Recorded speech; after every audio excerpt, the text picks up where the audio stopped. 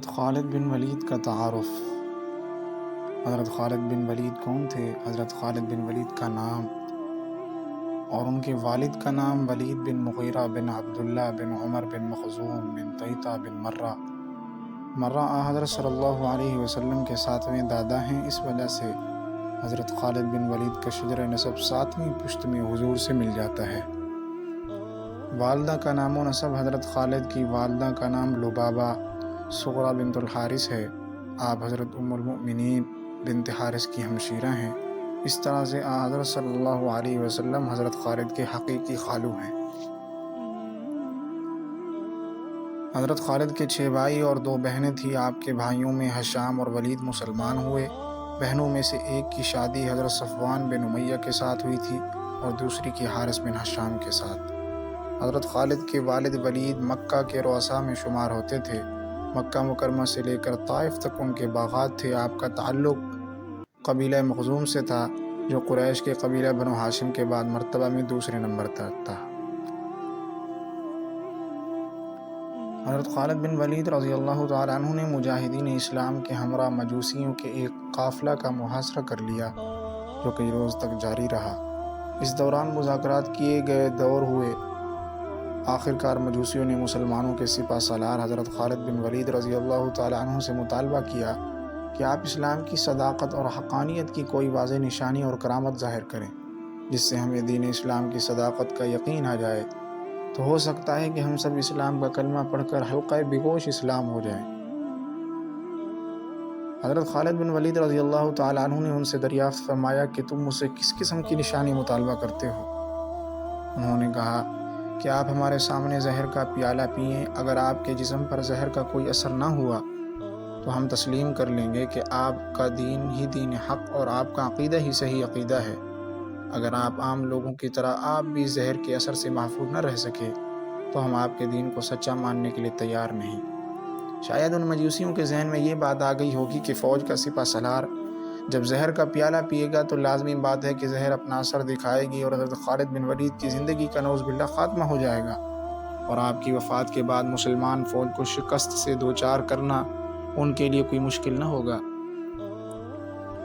حضرت خالد بن ولید رضی اللہ تعالیٰ عنہ نے مجوسیوں کا مطالبہ سن کر دل ہی دل میں اللہ تعالیٰ سے عرض کی کہ اے میرے اللہ، یہاں تیرے دین کی صداقت اور حقانیت کا معاملہ ہے، اس لیے میرے حال پر رحم فرما اور زہر کے برے اور مہلک اثرات سے مجھے محفوظ فرما۔ اس کے بعد آپ رضی اللہ تعالیٰ عنہ مجوسیوں سے مخاطب ہوئے اور فرمایا مجھے زہر کا پیالہ دو۔ چنانچہ زہر کا پیالہ لایا گیا۔ آپ نے اسے اپنے دائیں ہاتھ میں لیا اور زبان سے بسم اللہ الرحمن الرحیم پڑھ کر ایک ہی سانس میں زہر کا پیالہ پی لیا۔ مجوسیوں کا خیال تھا کہ زہر کا پیالہ منہ سے لگتے ہی مسلمانوں کے سپہ سالار کی زندگی کا خاتمہ ہو جائے گا، مگر یہاں تو معاملہ کچھ اور تھا۔ حضرت خالد بن ولید رضی اللہ تعالیٰ عنہ زہر کا پیالہ پی کر اللہ تعالیٰ کے حکم سے بخیریت صحیح سالم کھڑے تھے۔ حضرت خالد بن ولید رضی اللہ تعالیٰ عنہ کی یہ کرامت دیکھ کر تمام مجوسی پکار اٹھے کہ خالد بن ولید کا دین سچا ہے۔ معزز قارئین و قاریات، غور فرمائیے کہ میدان جہاد میں بسا اوقات بسم اللہ وہ کام کر جاتی ہے جو ہزاروں مجاہدین اسلام اور سینکڑوں تلواریں نہیں کر سکتی۔ اس لیے حضور نبی کریم صلی اللہ علیہ وسلم نے امراء لشکر اور مجاہدین اسلام کو نصیحت فرمایا کرتے تھے کہ اللہ تعالیٰ کے راستے میں بسم اللہ پڑھ کر جہاد کیا کرو۔ حضرت خالد بن ولید کی جنگوں کے احوال: مسیلمہ کذاب کی مہم سے فارغ ہونے کے بعد حضرت ابوبکر صدیق نے آپ کو عراق کی مہم پر بھیجا۔ عراق اس زمانے میں ایران کے زیر انتظام تھا۔ حضرت خالد بن ولید نے عراق کی ایرانی گورنر ہرمز سے کامیہ کے مقام پر جنگ کی اور اسے عبرتناک شکست دی۔ اس جنگ میں ہرمز خود مارا گیا تھا۔ اسی طرح حضرت خالد بن ولید نے عراق میں پے در پے کئی جنگیں لڑ کر ایران کے تسلط سے عراق کا علاقہ آزاد کروا لیا تھا۔ پھر آپ عراق کو شام کی سرحد دومت الجندل، جہاں کے عرب عیسائی قبائل مسلمانوں کے خلاف سازشیں کیا کرتے تھے، اس جگہ کا محاصرہ کیا اور انہیں شکست فاش دی۔ آپ نے 663 میں مطابق 15 ہجری یرموک کے مقام پر رومیوں کو ایسی عبرتناک شکست دی کہ انہیں پھر اس علاقہ کی طرف پلٹ کر دیکھنے کا ہوش نہ رہا۔ 17 ہجری میں حضرت عمر بن خطاب رضی اللہ تعالیٰ عنہ نے آپ کو معزول کیا۔ آپ نے خلیفہ کا حکم تسلیم کر لیا آپ 642 میں بمطابق 21 ہجری 60 سال کی عمر میں قمس شام کے مقام پر فوت ہوئے اور وہیں دفن ہوئے۔ حوالہ پیغمبروں کی سرزمین حضرت خالد بن ولید کے فضائل فرمان نبوی کی روشنی میں حضور اقدس صلی اللہ علیہ وسلم کا ارشاد ہے کہ خالد بن ولید اللہ کے بہت اچھے بندے ہیں اور اللہ کی تلواروں میں سے ایک تلوار ہے، کیونکہ ان کا لقب تھا سیف اللہ، اور سیف اللہ کا مطلب ہے، سیف اللہ کا معنی ہے اللہ کی تلوار۔ حضرت ابو عبیدہ فرماتے ہیں کہ میں نے رسول اللہ کو یہ ارشاد فرماتے ہوئے سنا، خالد اللہ تعالیٰ کی تلواروں میں سے ایک تلوار ہے اور اپنے قبیلے کا ایک بہترین جوان ہے۔ ایک موقع پر رسول اللہ صلی اللہ علیہ وسلم نے ان الفاظ کے ساتھ حضرت خالد بن ولید کی تعریف کی، خالد ایک تلوار ہے جسے اللہ نے مشرکین پر سونپا ہے، یعنی کہ مشرکین کے لیے سونپتا ہے کہ ہر وقت وہ مشرکین پر چلے گی۔ حضرت خالد بن ولید کی آپ سے محبت و عقیدت، حضرت خالد بن ولید بہادر ہونے کے ساتھ ساتھ رسول اللہ کے ساتھ بے انتہا محبت بھی رکھتے تھے، نبی کریم کے آثار کو بابرکت سمجھتے تھے۔ حضرت عبد الرحمن بن حارث بیان کرتے ہیں کہ مجھے ثقہ راویوں نے بتایا کہ جس دن رسول اللہ صلی اللہ علیہ وسلم حجامت بنواتے تو لوگ محبت اور عقیدت کا اظہار کرتے ہوئے آگے بڑھتے اور آپ کے بال مبارک حاصل کرتے۔ حضرت خالد بن ولید نے بھی رسول اللہ کی پیشانی کے بال لیے اور انہیں اپنی ٹوپی میں رکھ لیا۔ امام حاکم نے مستدرک میں بیان کیا ہے کہ حضرت خالد بن ولید کی یہ ٹوپی جنگ یرموک میں گم ہو گئی۔ انہوں نے کہا کہ اسے تلاش کرو۔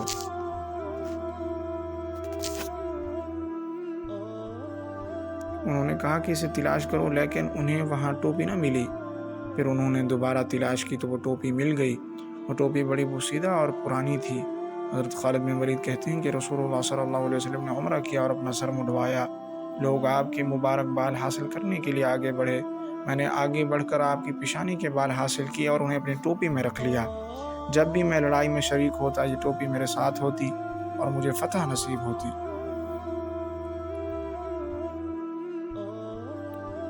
حضرت خالد بن ولید نے اسلام قبول کیسے کیا تھا؟ یہ خاندان قریش کے بہت ہی نامور اشراف میں سے ہیں۔ ان کی والدہ حضرت بی بی لبابہ صغرا ام المؤمنین حضرت بی بی میمونہ کی بہن تھی۔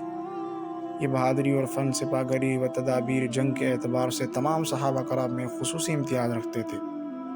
اسلام قبول کرنے سے پہلے ان کے باپ ولید کی اسلامی دشمنی مشہور تھی۔ جنگ بدر اور جنگ احد کی لڑائیوں میں یہ کفار کے ساتھ رہے اور ان سے مسلمانوں کو بہت زیادہ جانی نقصان پہنچا، مگر ناگہاں ان کے دل میں اسلام کی صداقت کا آفتاب طلوع ہو گیا۔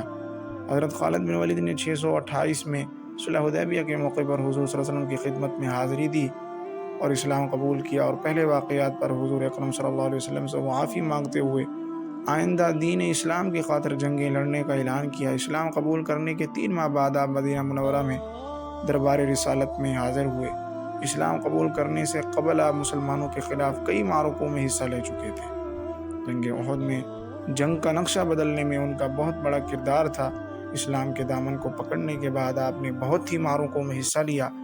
630 میں فتح مکہ کے موقع پر مسلمان فوجیں 4 حصوں میں تقسیم تھی، ان میں سے ایک کی قیادت حضرت خالد بن ولید کے ذمہ تھی۔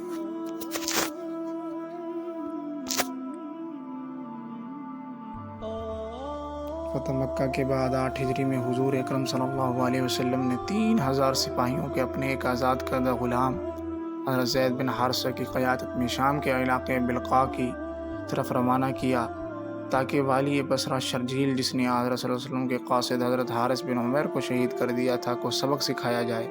تاریخ میں یہ جنگ موتا کے نام سے مشہور ہے۔ اسلامی فوج کی شرجیل کی فوجوں سے بگدڑ ہو گئی، جو تعداد میں 1 لاکھ سے زیادہ تھے۔ جنگ میں حضرت زید بن حارثہ شہید ہوئے، پھر کمان حضرت جعفر طیار کو ملی، وہ بھی شہید ہو گئے۔ پھر حضرت عبداللہ بن رواحہ نے کمان سنبھالی تو وہ بھی شہید ہو گئے۔ آخری کمان حضرت خالد بن ولید کے ہاتھ میں آئی تو وہ اس بے جگری سے لڑے کے دوران جنگ ان کی 9 تلواریں ٹوٹی۔ یوں لڑتے لڑتے حضرت خالد بن ولید اپنی فوج کو بچا کر واپس مدینہ منورہ لے آئے۔ تلواریں ٹوٹنے کے بعد جب حضور اکرم صلی اللہ علیہ وسلم کو معلوم ہوئی تھی تو آپ نے حضرت خالد بن ولید کو سیف اللہ کا لقب عطا فرمایا۔ اسی حوالے سے علامہ اقبال نے فرمایا تھا، سوچا بھی ہے اے مرد مسلمہ کبھی تو نے، کیا چیز ہے فولاد کی شمشیر جگردار، قبضے میں یہ تلوار بھی آ جائے تو مومن، یا خالد جاں باز ہے یا حیدر کرار۔